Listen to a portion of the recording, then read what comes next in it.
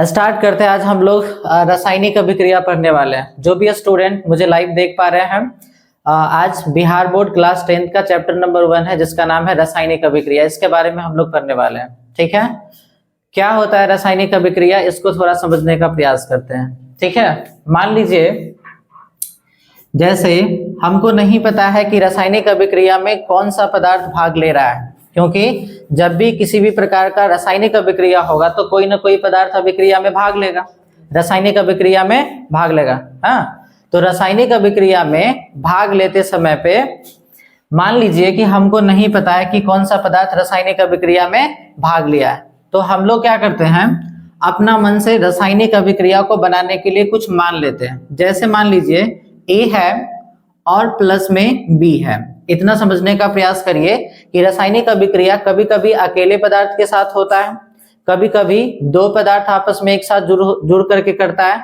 और कभी कभी किसी को विस्थापित करके भी जुड़ता है। ठीक है, तो मान लीजिए यहाँ पर कि A है और प्लस B है। ठीक है, A का B के साथ जुड़ने से हमने माना कि A B एक कंपाउंड बनकर के निकला। ठीक है, तो सबसे पहले ये पता होना चाहिए, कई बार आपके बोर्ड एग्जाम में सवाल पूछेगा कि रासायनिक अभिक्रिया में भाग लेने वाले पदार्थों को क्या कहते हैं। ठीक है, ऐसा प्रश्न पूछेगा तो रासायनिक अभिक्रिया में याद रखिएगा, तीर के चिन्ह के पहले वाला जो है उसको अभिकारक कहते हैं, और अभी जो ये आप A और B बनता हुआ देख रहे हैं ये क्या है, प्रतिफल है। तो इसको हम लोग क्या कहेंगे बताओ, अभिकारक, और इसको क्या कहेंगे, प्रतिफल। क्लियर है, अभिकारक जो है उसको इंग्लिश में कहा जाता है रिएक्टेंट। क्या कहेंगे, रिएक्टेंट। और उसके बाद जो प्रतिफल है उसको हम लोग क्या कहेंगे, इंग्लिश में प्रोडक्ट कहते हैं। किसी को कोई दिक्कत है तो बताओ, नहीं ना। चलिए, तो यहाँ पर A और B है, वो रासायनिक अभिक्रिया में भाग लिया, और रासायनिक अभिक्रिया में भाग लेने के बाद वो AB यानी प्रतिफल का निर्माण किया है। क्लियर है, यानी ये दोनों आपस में सेटिंग लगाया, ये दोनों का आपस में सेटिंग लगने से किसका निर्माण हुआ, AB का निर्माण हुआ। क्लियर हुआ। अब आप लोगों में से जिन लोगों को भी फॉर्मूला याद है तो उन लोगों को आसानी से समझ में आएगा। जैसे मान लीजिए, सपोज करिए कि इसका एक एग्जांपल हम लोग लेते हैं। सपोज कर लो हमारे पास NaOH है। NaOH किसका फॉर्मूला है, सोडियम हाइड्रोक्साइड, और प्लस मान लो हमारे पास रिएक्शन है यहाँ पर Ag और Br है, Ag और Br है। तो सोडियम हाइड्रोक्साइड का रिएक्शन जो हो रहा है वो किसके साथ हो रहा है, सिल्वर ब्रोमाइड के साथ। इसका नाम क्या है बताओ, सोडियम, इसका नाम क्या है, सोडियम हाइड्रोक्साइड, और इसका नाम क्या है बताओ, सिल्वर ब्रोमाइड। क्लियर है, सिल्वर ब्रोमाइड। अब ये सोडियम हाइड्रोक्साइड जो है वो सिल्वर ब्रोमाइड के साथ जब अभिक्रिया करेगा तो क्या बनाएगा। चलिए, जिन लोगों को नहीं पता है उन लोगों के लिए हम एक चीज लिखते हैं इधर, रिएक्टिविटी ऑर्डर। आप लोगों में से सबको पता है रिएक्टिविटी ऑर्डर।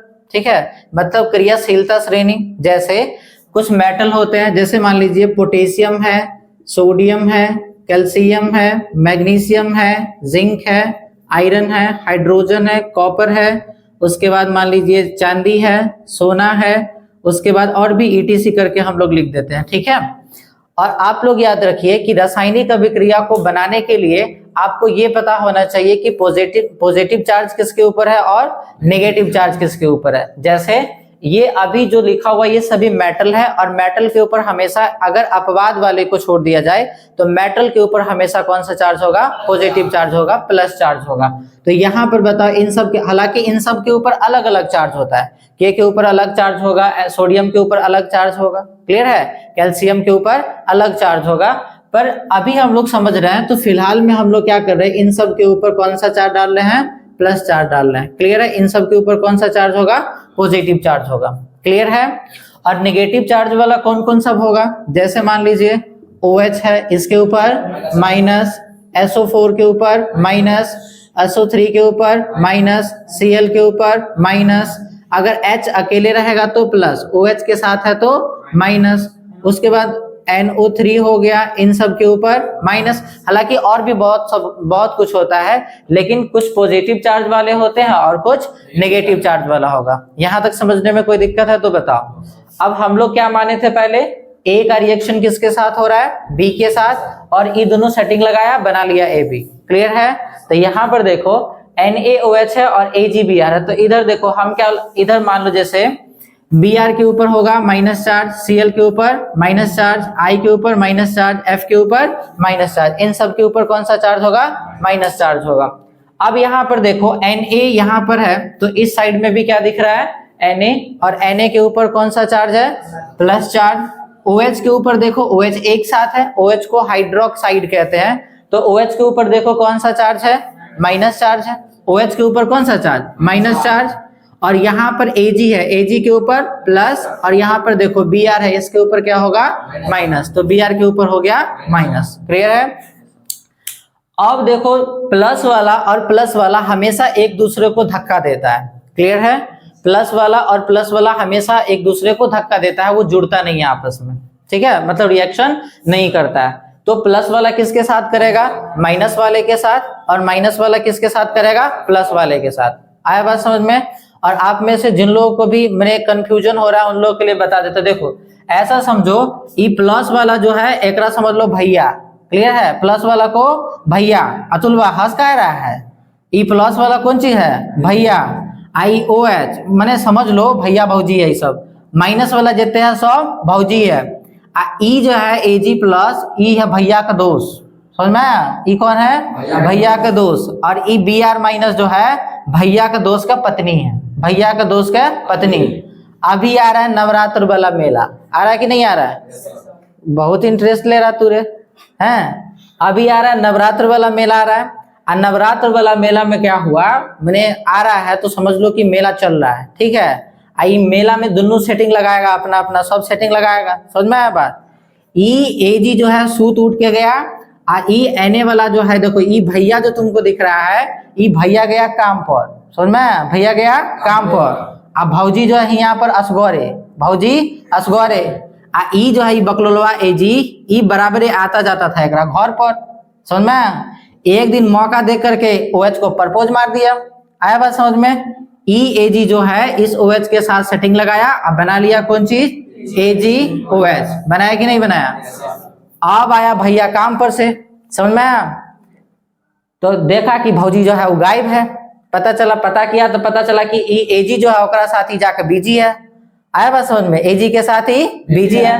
अब यहाँ पर देखो ई Na जो है हेल्प फैल गया केकरा पास, Br के पास, एहो जा करके Na और Br के साथ सेटिंग लगा करके कौन सी बना लिया, NaBr। इसका नाम क्या है बताओ, सोडियम ब्रोमाइड है। आई बात समझ में, मतलब खेला कुछ हो नहीं है, खेला किस चीज का है, सेटिंग लगाने का खेला है।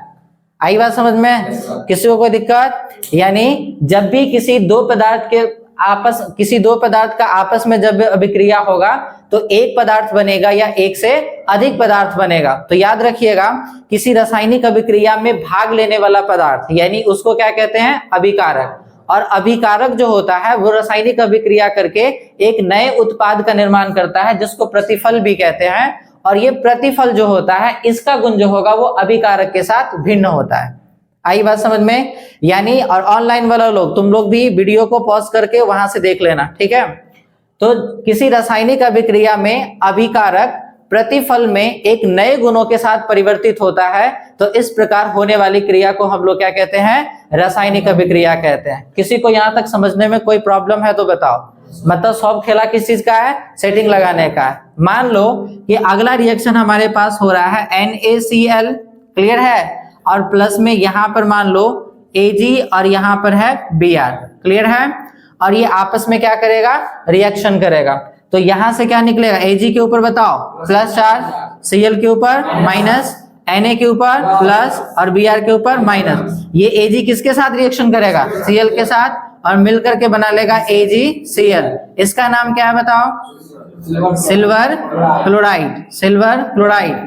और यहाँ पर है Na और यहाँ पर है Br, मिलके क्या बनाएगा, NaBr। इसका नाम क्या है बताओ, सोडियम ब्रोमाइड इसका नाम है। यहाँ तक समझने में किसी को कोई प्रॉब्लम है तो बताओ। यानी किसी रासायनिक अभिक्रिया में जब दो पदार्थ आपस में भाग लेगा और भाग लेकर के एक नए पदार्थों का निर्माण करेगा, तो ये जो नया पदार्थ है इसका गुण पहलुका वाला के गुण से क्या होगा, भिन्न होगा। आई बात समझ में, किसी को समझने में कोई दिक्कत है तो बताओ। अब देखो रासायनिक अभिक्रिया जो होगा वो बहुत तरह का होता है। आया बात समझ में, रासायनिक अभिक्रिया बहुत तरह का होता है। जैसे संयोजन अभिक्रिया हो गया, ठीक है, उस संयोजन अभिक्रिया को ही एक और नाम से जानते हैं, संश्लेषण अभिक्रिया के नाम से जानते हैं। उसके बाद वियोजन अभिक्रिया होता है या अपघटन अभिक्रिया होता है, आया बात समझ में। एकल विस्थापन अभिक्रिया होता है, द्वि विस्थापन अभिक्रिया होता है। इस प्रकार से बहुत सारी अभिक्रियाएं होती हैं। क्लियर है? अभिक्रिया को यदि समझना है तो उसको कुछ इस प्रकार से समझ सकते हैं। चलिए हम जो है कुछ जो है ना वर्किंग मेथड कर रहे हैं, इसको थोड़ा समझिएगा आप लोग। रासायनिक अभिक्रिया को मतलब हम कुछ समझाने के लिए डब्बा डब्बा बना करके आप लोगों को समझा रहे हैं, ठीक है। जैसे मान लीजिए कि यहाँ पर जो है ई, मान लीजिए ई जो है ये भैया है, समझ में आया। ई जो है ये भौजी है, भैया और भौजी दोनों एक के साथ है, समझ में आया। भैया के ऊपर कौन चार्ज है? प्लस चार्ज है। अब भौजी के ऊपर कौन चार्ज है बताओ? माइनस चार्ज है। तो ये भैया जो है ये प्लस वाला है, ये भौजी जो है ये माइनस वाला है। एक बार क्या हुआ कि ये दोनों देखो यहाँ पर, इसको थोड़ा गर्म करो, मतलब इस रासायनिक अभिक्रिया में जो भाग लिया होगा, आई बात समझ में, इस भाग लेने वाले पदार्थों को थोड़ा सा क्या किया जाएगा? गर्म किया जाएगा, थोड़ा सा हीट किया जाएगा। ये जो आप सिंबल देख रहे हो इसका मतलब होता है इस रासायनिक अभिक्रिया में भाग लेने वाले पदार्थों को गर्म करना। क्लियर है? तो जब इस पदार्थ को आप गर्म करिएगा तो ये समझिए ये भैया है और ये भौजी है, आया बात समझ में। अब भौजी जो है उसको अपना घर जाने का मन हुआ, समझ में आया बात। दोनों में हुआ लड़ाई, दोनों में हुआ लड़ाई, और लड़ाई होने के बाद दोनों अपने अपने टूट करके क्या हो गया? अलग हो गया। अब भैया भौजी दोनों में हो गया तलाक। तो देखो ई भैया जो है वो अलग हो गया और प्लस में भौजी जो है वो अलग हो गया, दोनों अलग अलग हो गया कि नहीं हो गया। अगर इसको समझना है तो एग्जाम्पल लेकर के समझो। जैसे CaCO3 है, इसको थोड़ा सा आप क्या करिएगा? गर्म करिएगा तो CaCO3 क्या हो जाएगा? टूट जाएगा। इसका नाम क्या है बताओ? इसका नाम है कैल्शियम कार्बोनेट। आया बात समझ में। अब ये कैल्शियम कार्बोनेट क्या होगा? गर्म होगा, और गर्म होने के बाद क्या होगा बताओ? यहां से देखो एक ऑक्सीजन निकल करके चला जाएगा किसके पास? कैल्शियम के पास। तो ई बना या CaO, अब प्लस में ई क्या बना लेगा? CO2, कार्बन डाइऑक्साइड बना लेगा। और इस प्रकार से अभिक्रियाएं क्या हो जाएगी? संपन्न हो जाएगी। आई बात समझ में। किसी को समझने में कोई दिक्कत है तो बताओ। और एक चीज और है, ऑनलाइन वाला भी तुम लोग भी सुनो, और ऑफलाइन का जो विद्यार्थी है वो लोग तुम लोग भी सुनो। देखो कभी भी जो है आप लोग पढ़ाई करिए और भले ही आप लोगों के पास नॉलेज जो है वो थोड़ा ज्यादा हो जाए, आई बात समझ में। और किसी सब्जेक्ट को लेकर के आपकी पकड़ अच्छी हो सकती है, लेकिन उस सब्जेक्ट में आप बहुत ज्यादा बेहतर नहीं बन पाइएगा, है ना, एक स्टूडेंट के रूप में।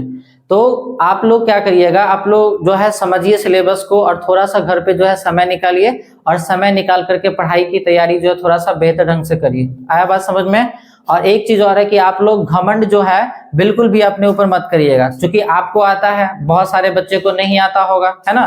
तो घमंड जो है आप लोग बिल्कुल अपने ऊपर नहीं करिएगा, क्योंकि कभी कभी जो होता है समंदर को भी जो है घमंड हो जाता है कि हम सब कुछ को डुबा देंगे, लेकिन तेल की एक छोटी सी बूंद ही होती है कि उसके घमंड को क्या करता है? तोड़ देता है। क्योंकि तेल की छोटी बूंद जो होता है उसको समंदर कभी भी अपने अंदर नहीं डुबाता है। आई बात समझ में। इसीलिए इसी मोटिवेशन के साथ इस क्लास को स्टॉप करते हैं, ठीक है।